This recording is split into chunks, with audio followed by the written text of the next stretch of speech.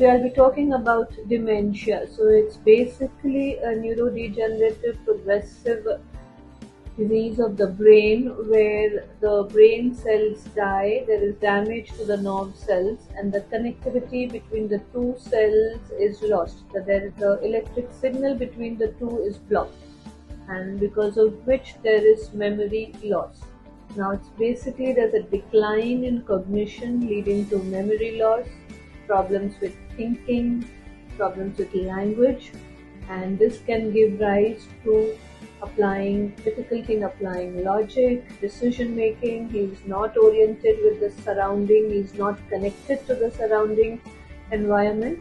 This leads to anxiety, irritability, and personality changes. So basically, who are the people who are more vulnerable to dementia? It's age related. After the age of 65, and people who have neurodegenerative diseases such as Alzheimer's or Parkinson's, or if you've had diseases related to your circulatory or vascular system, say a stroke or circulatory errors, high blood pressure, then also you're more vulnerable to it.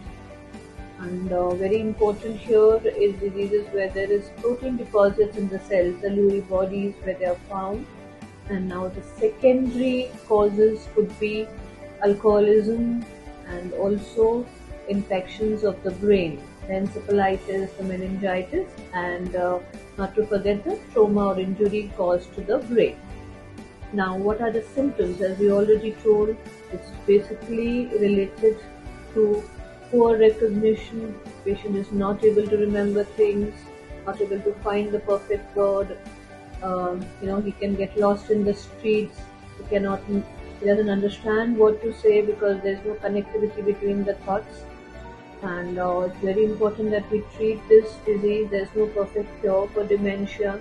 So we have to basically treat the underlying diseases which can lead to dementia.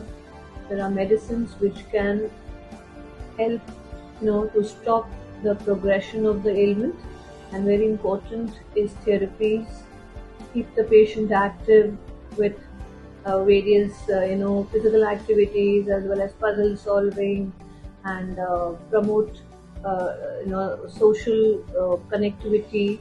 They are surrounded well by people so that the mind remains active. So this is all about dementia.